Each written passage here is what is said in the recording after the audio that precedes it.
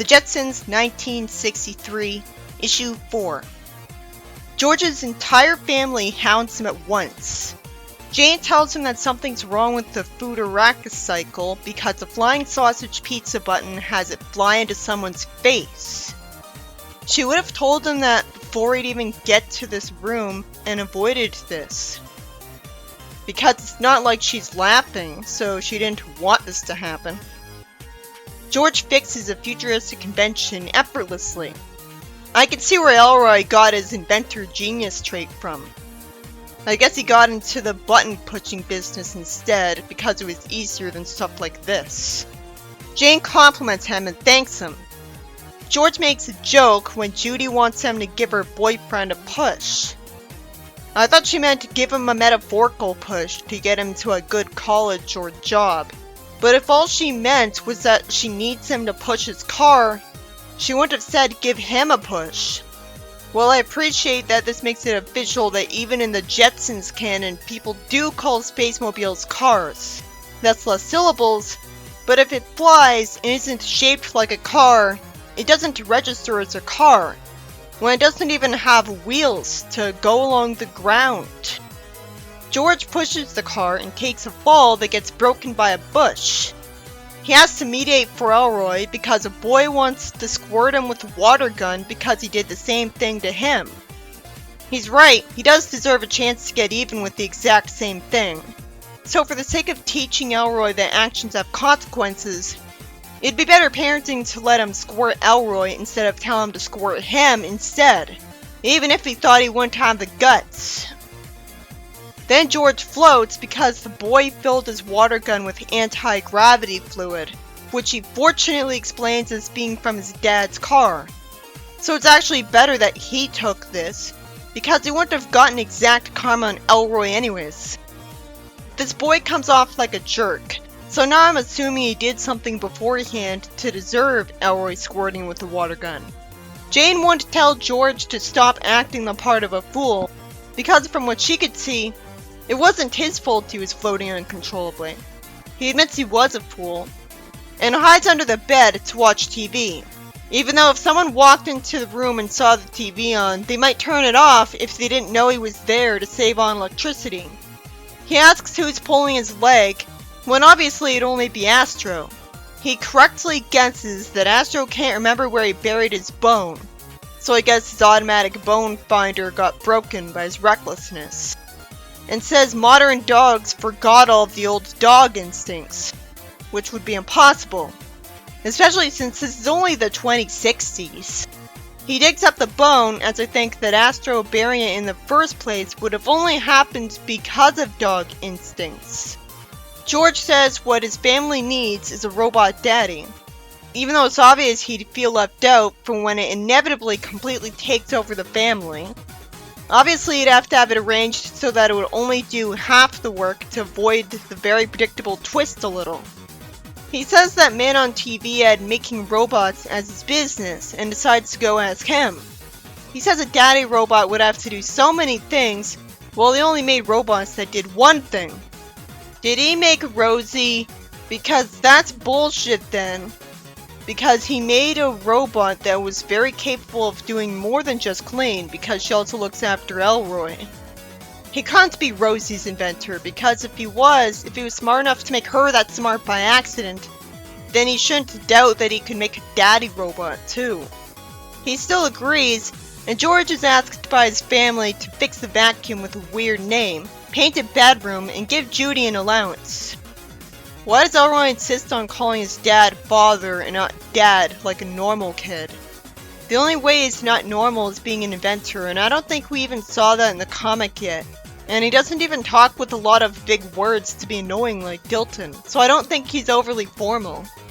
Jane tells George to answer the door after all of that, so I sympathize with him for snarking, "Your wish is my command."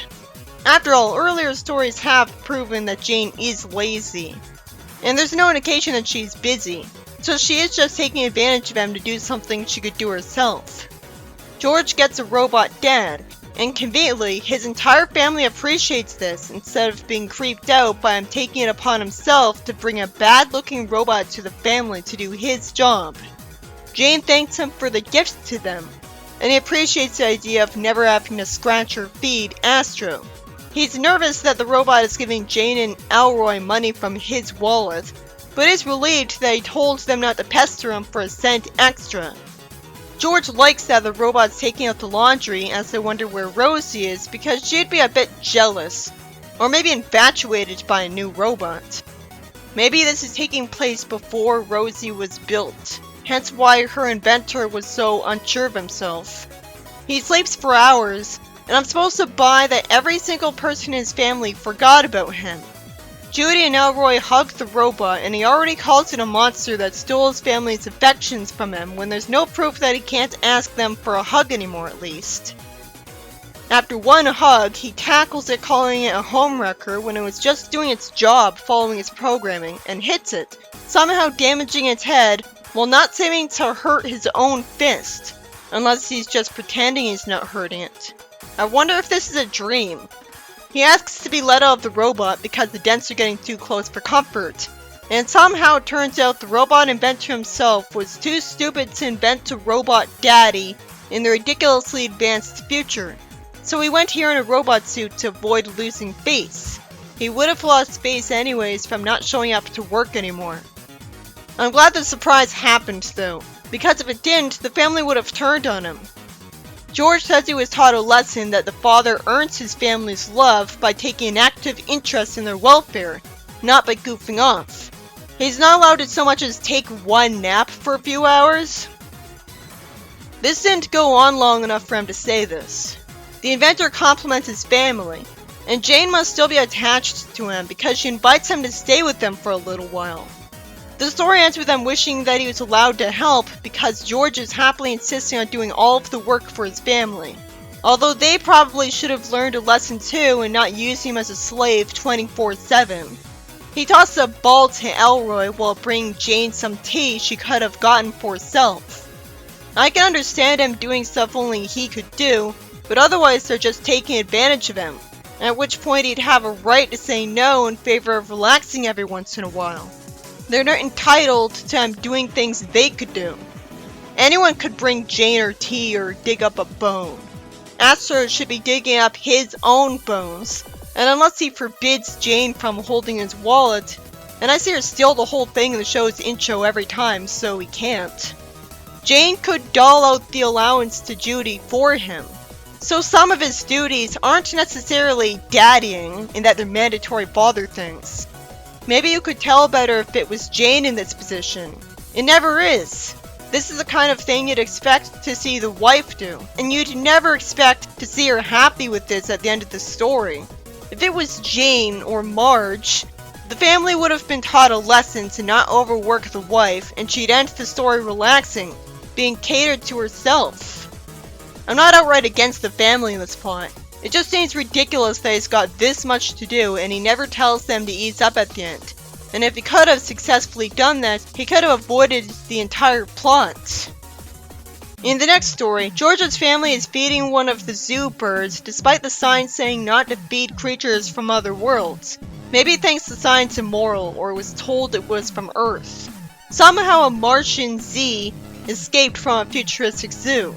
This would only happen if some disgruntled employee released it on purpose. The thing beeps like it's actually a robot, so it would have to be a cyborg instead to be considered a zoo animal and wasted like this. It being a cyborg is the only way it makes sense that it'd be able to survive on Mars, if Mars isn't breathable. I guess the reason it makes sense is that it's got a name based on Mars, when in the future there'd probably be tons of Martian species, is that it's one of the first species to be created, and people quickly ran out of good names with the words Mars and Martian in them later. I say created because species would have to be artificially created to be able to live on Mars, as we'd be lucky if Mars even had microorganisms native to it. Their ancestors were probably genetically engineered from Earth species to begin with, because that'd be easier than making new ones from scratch. But they'd have to be cyborgs to be able to live on Earth just fine as well as Mars, when the two are very different. I know the meta reason for this Martian is that sci-fi from the olden days where people were genuinely that ignorant about Mars, so the idea of native Martians wasn't discredited yet.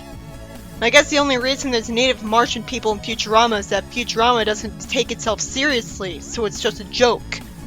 My point is, while it seems to make no sense that supposedly from Mars, when all of the aliens in the Jetsons could have easily been established as being from different galaxies, it could be explained in a way that's even more interesting. Maybe it is inevitable that after we get to colonizing Mars, people start making members of Earth species that can live on Mars to give an ecosystem to be better than just a desert planet, and for the novelty value of having it have its own species. Still, it's ultimately too distracting that a story would say any alien is from the same solar system as Earth if it makes me go on this long. Why would they even make a Martian Z in the first place when they could just have a gorilla? They just wanted to populate the new Martian jungle that badly, when if they terraformed Mars, they could have just imported regular chimpanzees. I guess some scientists were really bored and they really wanted to earn their paycheck. George confidently agrees to subdue the Martian, and Elroy cheers for him, but then his mouth gets punched by its overly long arm. Why does it have such long arms? It wouldn't need them, or the antenna that proves it's a cyborg, unless the antenna is only for being a tracking device, or if it was used to keep it from trying to kill the scientists that made them. Elroy gets mad at the alien and looks cool by effortlessly subduing it. He's congratulated by the zookeeper, who is conveniently right behind it already with the net. George's family carries him as he complains they used to catch those things and sell them to the museum when working its way through college. Why would they be sent to a museum, not a zoo or scientists? George wonders how he became a sorry specimen. What he went through doesn't prove that. He got surprised by a punch he didn't expect. That could have happened to anyone who was right in front of it. It's not like he was shown chasing and getting exhausted. Elroy says while playing laser tag with a robot that his father doesn't get any exercise. What does not having enough exercise have to do with being surprise punched after he still dodged its first attack? He complains that his muscles have turned to jelly from not being used, and he tries to do a push-up and fails because with Rosie around, her brain's set to pick up any foreign objects on the floor. Why is Rosie not colored in properly? Why does Jane say, "Rosie, our maid"? That's stilted. The family's already used to her. This comic must have been released in the early days of the show. Rosie wasn't always in the show. George plans to mow the lawn before the robot gardener, but the robot's got stubbornness built in, so he never would have made it without shorting him out with the screwdriver. Jane really doesn't do anything. She's not even gardening. And it wouldn't kill the series to show her hobbies. It's refreshing to see the weird side of someone enjoying lawn mowing because it's exercise. It's barely that though, he's just walking. Sadly, the writer insists on instantly having his neighbor insult this as primitive, and jump to the conclusion that his gardener's laid up, even though he'd clearly see that George was smiling at doing this, so even if he was, he shouldn't comment on it. He says he doesn't mind loaning his gardener robot to him, and insists on pressing the button, assuming he's too embarrassed to ask for his help.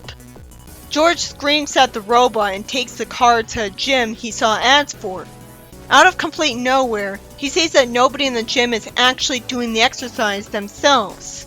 I wonder if the guy having the barbell lifted for him by floating objects, or the guy having robot hands make him do push-ups, are actually building up muscle this way because their body's still being forced to move, even if it's not doing it by itself.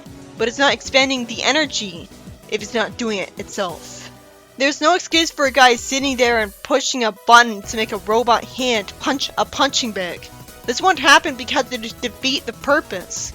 George says walking is good exercise, and he read about taking walks in ancient history books. He takes a walk on the side of a road. A guy stops his car telling him to hop in because he assumes his car broke down. And when George tells him he's out for a walk, while somehow not explaining why, the guy somehow feels like jumping out of the car, saying that he must be sick and he knows what's best for him. The two wrestle, and George says they're both as strong as flies. And thankfully, George wins and feels confident that the walking's already been making him stronger, even though obviously it wouldn't be that fast. A woman's car lands on the road because the anti-gravitator needs flipping. George lifts it and says he never used to be able to do this.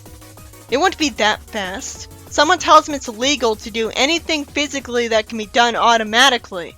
That seems impossible. This Earth is supposed to be a utopia, not yet another dystopia from someone who's easily scared to the point of having no hope for the future. It would have been believable if instead this was her jealous husband, making up an excuse that's obviously not true because we've seen George fix his own car. George decides to go undercover in a robot suit to mow his lawn. The story actually ends there, with him and his family happy. It's weird to think that he'd have to resort to that, though. In the next story, where Jane and George are drawn unacceptably in the first panel. Oh, that's not even Jane, it's a secretary at George's workplace. So why is she drawn so similarly to Jane if she was drawn off model? Someone wants to see Mr. Spacely right away, which makes George jealous as he's been waiting an hour. The guy tells Spacely that a mountain of plutonium was discovered on Planet X, a planet that would only have that name if it was just discovered and not named yet. Spacely is excited that they could produce the strongest rockets ever this way, but clam jumpers could get there first, so he decides to form a mining expedition right away. It'll be very dangerous, so somehow he says he'll need a volunteer instead of getting a robot to do it, when even gardening's left to robots. So he'd have to be shockingly sadistic to send George instead, just because he's too cheap or lazy to consider a robot. George makes this plot force, saying that all he wanted was next Tuesday off. Why would he expect that from him? What caused him to choose next Tuesday? He's told he has to volunteer or he's fired. I hope I only addressed this once, because it's the most common problem with the series. How could he suck this much as a boss? Maybe suing for wrongful termination is possible for everyone, but he just doesn't want to go through the hassle. Especially not if he thinks he's guaranteed to lose a lawsuit against any rich guy. Maybe he thinks it'd be way too expensive to sue someone rich, even though the money he'd get from winning would be worth it. After all, people in real life won a shocking amount of money from wrongful termination suits before. You'd think in an ideal future like this, it wouldn't have Mr. Spacely acting like this without explaining in the first episode that the only reason this has any tension for George is that he doesn't want to go through the effort of suing him. Instead of the fact that he could do that is never addressed. He might be able to get a job at his rival's company effortlessly, so he doubted he'd be jobless for more than an hour. So that's not what he should be scared of. My point is, I can easily figure out why George lets himself be pushed around this way. He doesn't even want to face the problem of suing him. Plus, like most people, he's comfortable with the status quo, so he'd rather keep it. Even if it means having to put up with Planet X. Well, that's very temporary anyways. I find it a bit odd that Spacely himself is going on the space trip if it's very dangerous. He's just that tired of his ugly, snobby wife and kid. George wonders how he knows that Planet X is straight ahead, and after bragging about his skills that I hope will come back, there's a big X painted on the side of it. Then George wouldn't have asked this. I guess nanotechnology producing paint in bulk really fast is why this planet got an X this big on it. But the planet seems smaller than the spacemobile itself here, but it isn't when they land on it, so it just wasn't drawn to scale. The planet must be provided with a constant supply of breathable atmosphere by technology, because clam jumpers who saw their rocket land don't need any spacesuits. A clam jumper wants to rob their rocket on sight because he's so excited for it, and it's probably force of habit.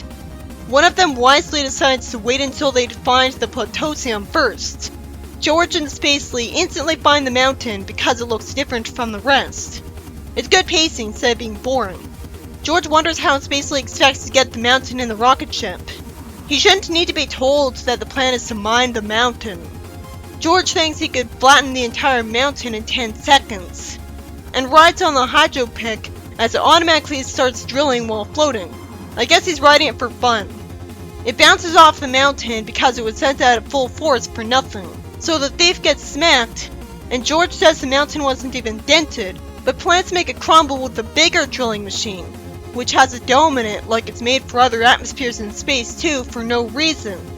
George gets jammed in the mountain, and he's taken out of it effortlessly. Spacely says this was their last piece of mining equipment. George decides to use a disintegrator, and he hopefully pressed the button before he could be told not to, or this wouldn't happen. He turns it to ashes, gets yelled at, and says he only has a dehydrated mountain, and all he has to do is process it back at the factory to magically return it to normal. What amazing technology. He's complimented as he puts it in a sack.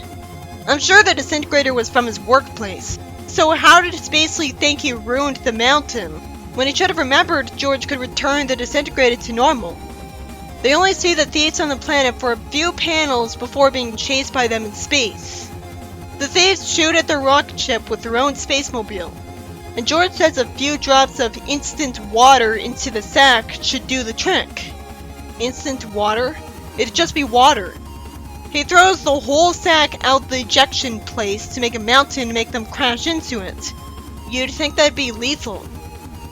The story ends on a downer because the mountain's in orbit, and he thinks they could never catch it, despite being on a spaceship that can escape the Earth's orbit easily.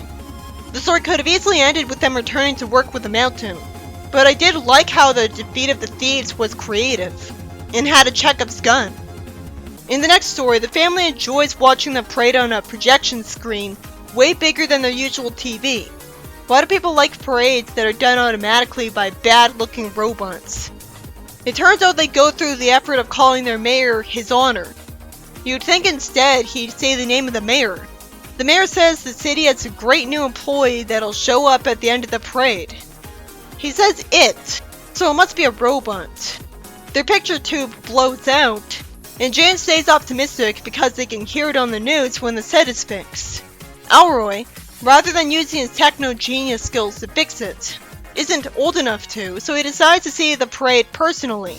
I guess he can only make things, not fix things right now. He says only people with busted TVs go see the parades in person, which is impossible to believe as it's not the case now. He isn't prevented from going out without parental supervision, maybe because Astro's with him, and they know how smart Astro is. He sees that the city's new employee is an automatic street vacuum. Then he would have said employee unless he's paying it. Elroy uses an ice cream cone machine since he thinks the parade wasn't much of a treat. Elroy expects me to believe there's a moon-flavored cosmic ice flavor of ice cream. He somehow ends up having the ice cream fall out of the cone. That's just spiteful to write. He hates the street sweeper because Astro usually gets to eat whatever food falls. He's too young to consider that dogs shouldn't eat ice cream. He says he'll play with his toys and has a little rocket blast off, but the street sweeper sucks it up. Later, his mom presses a button to see him playing with his automatic playmate, and she explains that it's better than the neighbor children because they always get Elroy mad. She sees him get mad at the robot because when it hit the ball out in the street, the sweeper gobbled it up. He should have known to be mad at the sweeper from force of habit, and you'd think a genius would know that hitting a robot hurts.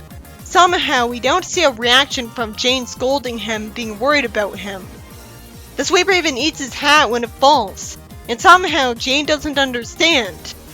Elroy decides to report the machine to the mayor. He's apologized to by the secretary because the mayor's in a council meeting, and there's an unnecessary robot hand from the wall telling him to stop. But that didn't stop him, as he miraculously saw the mayor. Somehow, Elroy's idea of convincing him is to say that he's got to fire one of his employees for being too efficient, rather than him just telling him what he's gone through. So the mayor gets mad, moving his arms up, and lifts the cufflink heirloom. That convenience, that could have easily not happened, caused him to witness the street sweeper eating his cufflink. It would take forever to program it to know trash from treasure, because there's so many different objects to tell it about. The mayor decides to dismantle the sweeper and even retrieve all of its contents for the rightful owners. He already junked the other semi-automatic street cleaner, and he says he'd hate to spend any more of the taxpayers' money. It's refreshing to see a fictional mayor that's not corrupt, so it's a shame this line isn't believable at all. I just haven't seen enough of them yet. The story ends with the mayor sweeping the street himself and enjoying it, speaking of not believable at all. Elroy says it's his good deed for the day. Somehow nobody realizes the mayor would usually be too busy to do this job, so he'd have to pay for a new street sweeper anyways. The first story was about George being overworked as his family's slave and getting a robot dad so he could take a nap.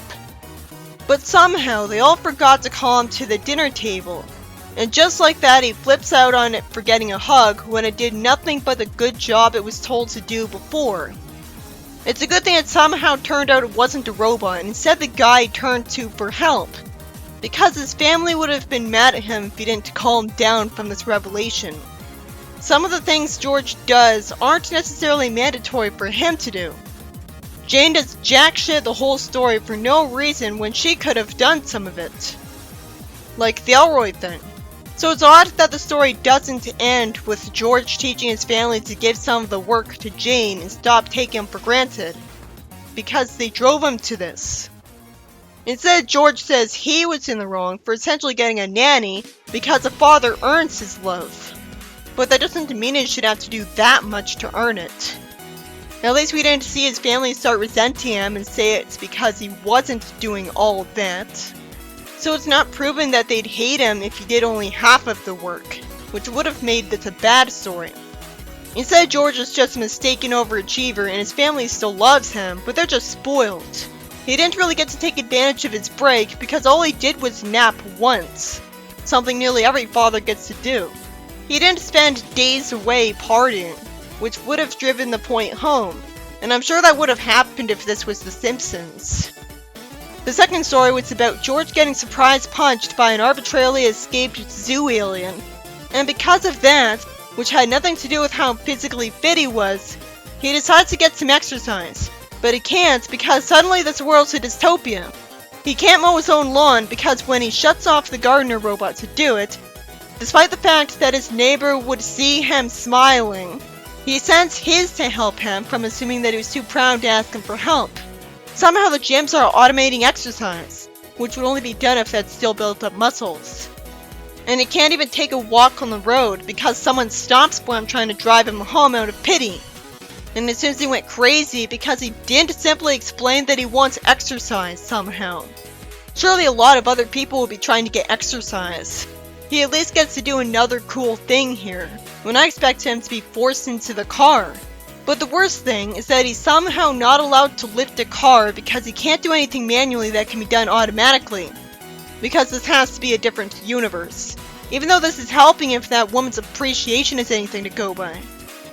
How is this in general forbidden when I'm sure his job could be done automatically? When robot hands were perfected. They could have a robot hand stick out of the wall and press buttons, using a camera to see when to do it. The third story was about George's boss forcing him to try to get a mountain for him on a newly discovered planet. But the mining equipment all fails, so George disintegrates it and plans to return it to normal at the workplace, only for thieves to chase them shooting at their spaceship. This justifies George feeling like he has to return the mountain to normal to make the thieves crash into it. It's too bad the story ends with the mountain not simply getting disintegrated again and brought back to the workplace. They could catch it just fine. This interesting story was about an automatic street sweeper making an enemy out of Elroy by sucking up anything that falls from the floor.